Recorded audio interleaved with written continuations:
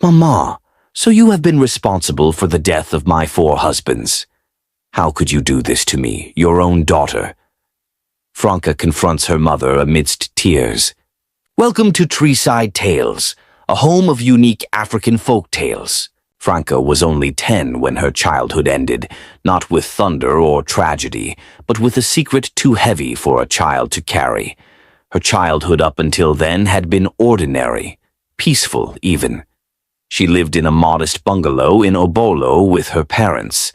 Nana, her father, a quiet, hard-working building contractor who wore the same wristwatch every day, and Ogechi, her mother, bold and vibrant, a woman whose laughter echoed through walls and whose salon was always filled with chatter and the scent of hair cream. They weren't perfect, but they were together. Franca would sit on the floor while her mum braided her hair and her dad watched evening news with a bowl of ground nuts in his lap. She didn't know much about the world then, only that home felt safe and love looked like her parents. Until the day she came home early from school. It was a Friday. Rain was beginning to fall, and she had taken a shortcut through the back gate. The house was quiet, unusually quiet. She had wanted to surprise her mother, so she tiptoed through the corridor, pushed open the bedroom door with a playful grin, and froze. There, on her father's bed, was her mother, not alone, with a man Franca had never seen before. Their clothes were on the floor. Her mother's eyes went wide with panic, but it was too late. Franca turned and ran. Her mother later met her and gave her some biscuits and told her not to tell her father. She didn't say yes or no. She didn't eat that night.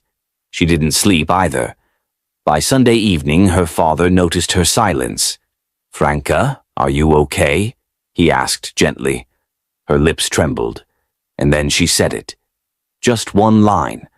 "I saw Mummy with another man in your room." Her father was speechless. The silence that followed was like a wound tearing open the walls of their home. He didn't ask for details. He didn't even speak.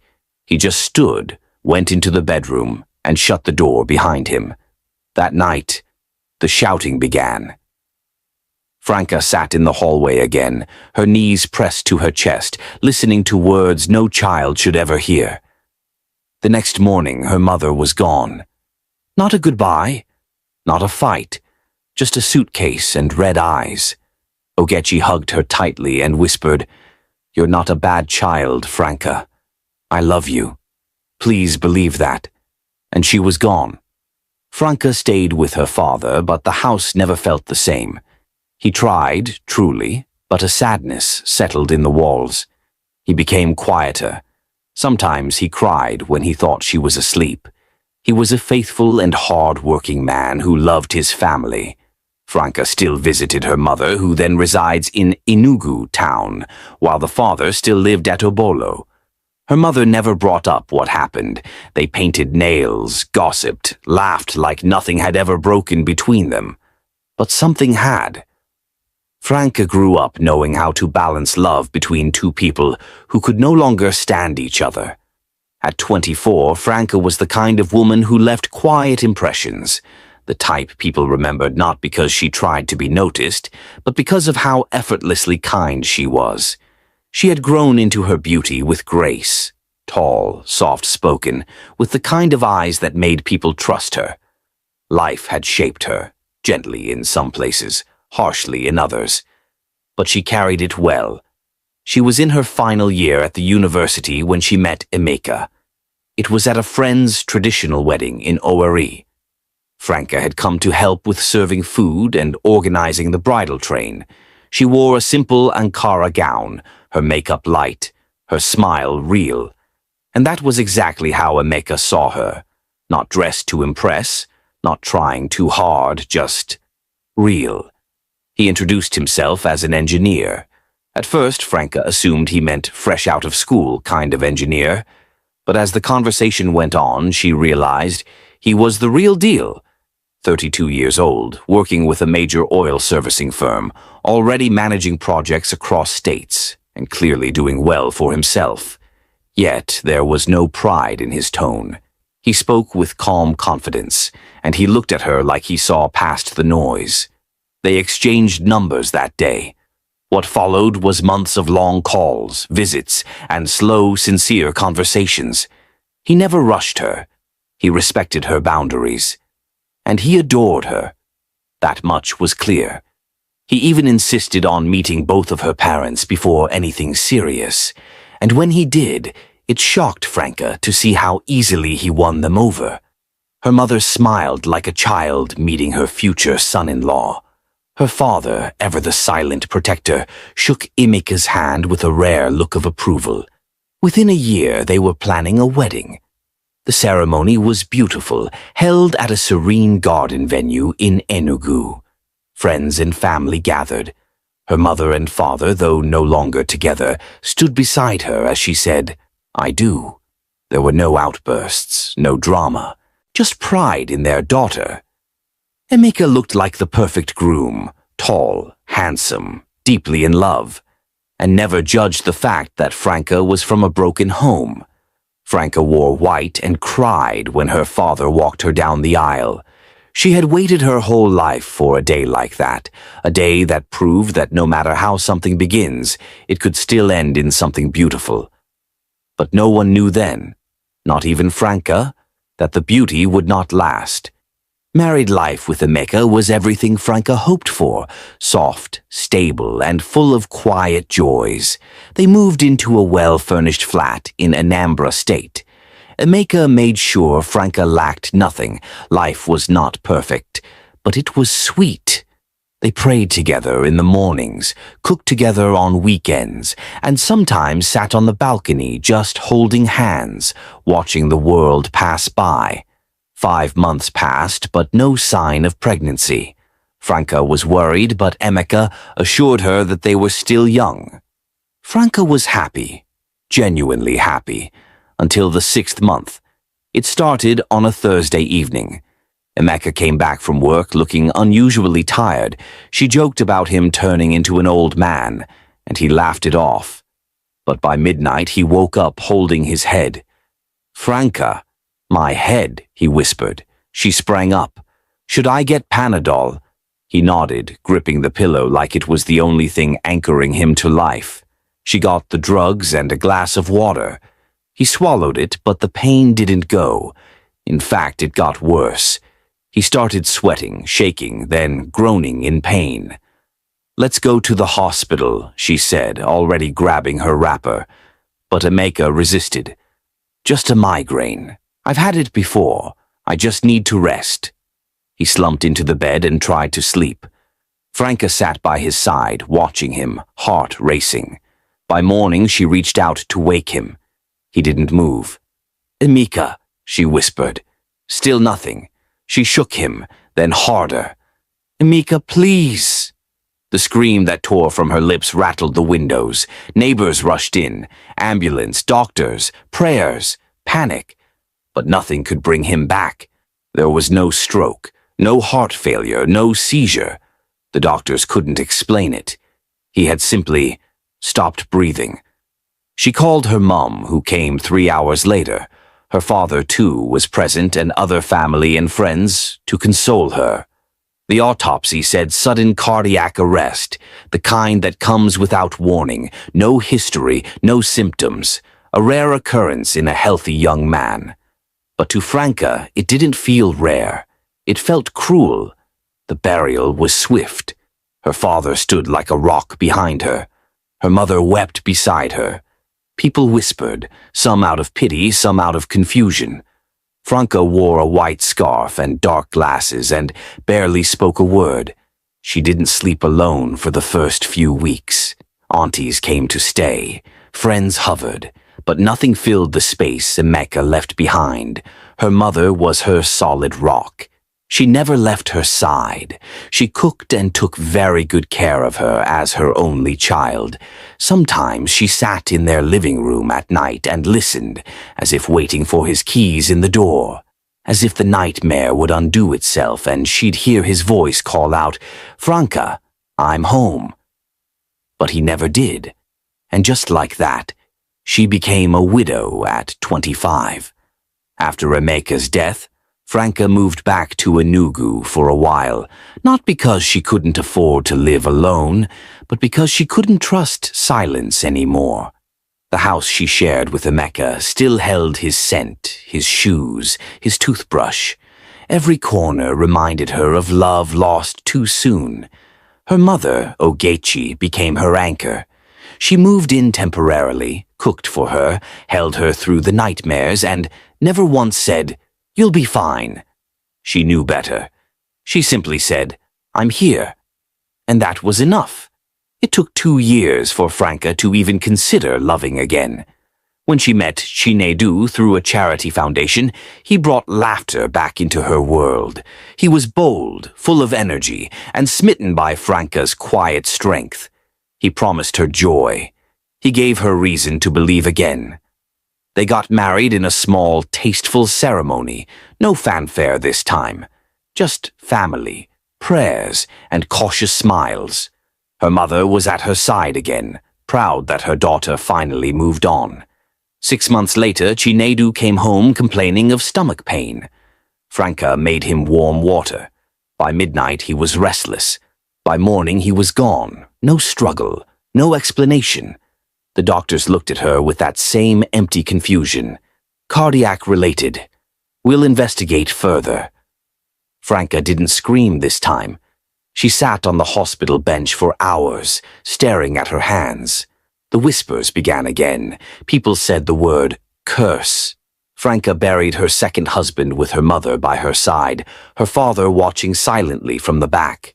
Her mother was short of words. She cried and stood by her. 3 years later, she met Daniel, a soft-spoken school administrator who insisted on loving her slowly. He knew her story. He didn't flinch. He said, "God writes different scripts for everyone." They married. He died 6 months later. No warning, no illness, just a quiet night that turned into another cold morning. The police were involved now. Autopsies were run. Nothing unusual, nothing poisonous, nothing traceable, just one dead husband after another. The 4th time, her marriage to Obinna, she almost didn't go through with it. But he was persistent. He said he had done prayers, that he didn't fear death, that he loved her and wanted to help her rewrite her story. 6 months after the wedding, to the very week, he slumped at a family gathering while sipping malt and laughing with cousins. He was dead before he hit the ground. By now, Franca stopped fighting the headlines. The widow of 6 months. What is wrong with Franca? Serial bride or victim of dark forces? But behind every funeral photo, every black wrapper, every white bouquet, was her mother, holding her hand, weeping with her, refusing to abandon her. One evening after Obinna's burial, her mother sat beside her on the bed and said in a shaky voice, "Franca, this is not ordinary. Something is following you, and I don't know how to protect you anymore." And for the first time in months, Franca cried like a child. With each passing husband, Franca didn't just mourn a life, she mourned a possibility. A child she had never conceived, not once. 4 marriages, all brief, all loving in their own ways, yet not one single pregnancy. No missed period, no hopeful test strip, nothing. After Obinna died, she sat in her room one evening, staring at an old onesie she had once bought on impulse during her first marriage, a soft sky blue thing with Mummy's angel embroidered on the chest. She had kept it through every move, every burial. It had become a symbol of hope, of delay, of longing. She hadn't just lost husbands. She had lost futures, cribs, laughter, chubby fingers reaching for her cheeks. She wanted answers. She needed them. One day, after months of inner torment, Franca quietly told her mother, "Mama, I want to go see a pastor. A real one. Maybe something is wrong, spiritually." But her mother's reaction was immediate and firm. "No, Franca, don't start jumping from one prophet to another. Those people will milk you dry with fasting, oil, and fake deliverance." They'll blame you. They'll say things that will break you. I've seen it happen. Let's just keep praying at home." Franca wanted to argue. She wanted to scream. But she didn't, because deep down she knew her mother meant well. And she also knew her mother was scared. Scared of what they might find. Scared of hearing something she couldn't explain. So Franca resorted to praying on her own. Quietly. Earnestly. She stopped attending social events, stopped entertaining suitors. Anytime someone showed interest, her heart would leap, not with excitement, but fear. Fear of hurting again. Fear of killing someone again. That's how it felt now, like she was the problem. The word curse haunted her in silence. She didn't say it out loud, but every month she bled, every anniversary of another husband's death, it whispered louder. Some nights she knelt by her bed, whispering into the dark, "God, please, I'm not a bad person. I've never harmed anyone. I just want peace. One person who'll stay. One child to call mine." There was no answer, just the hum of her standing fan, the soft ticking of her wall clock, and the coldness of her empty bed. Her mother continued to visit. She still brought soup, still massaged her feet, still wiped her tears. But neither of them spoke much about God anymore. They were tired, tired of hoping, tired of praying and watching 6 months steal joy again and again. And Franca, she had no husband, no child, only time, time and silence. Franca had learned to live with silence. She didn't cry as often anymore. She had accepted that some pain doesn't shout. It simply stays, like a guest who refuses to leave.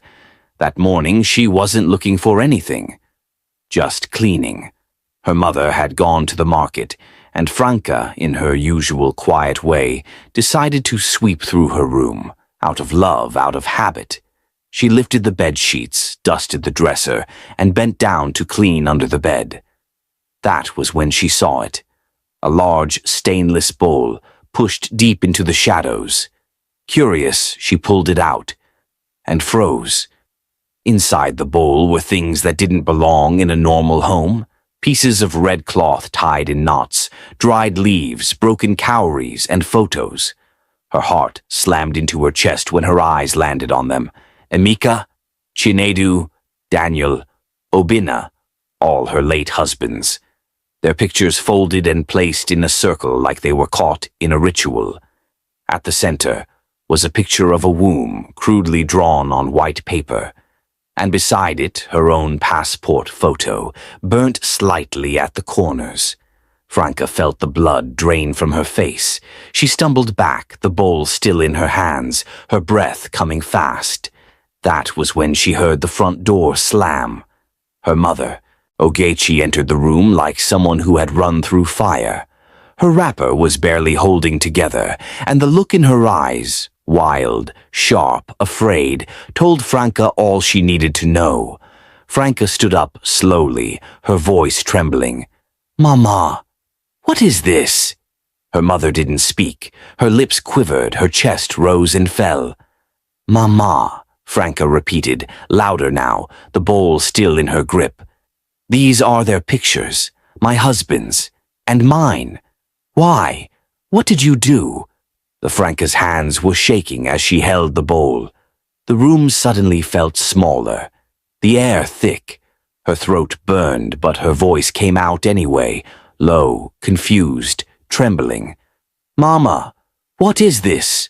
Her mother stood in the doorway, breathing hard, eyes darting to the bowl like it had caught fire. She didn't answer. Her lips quivered, her wrapper askew like she had rushed all the way from the market.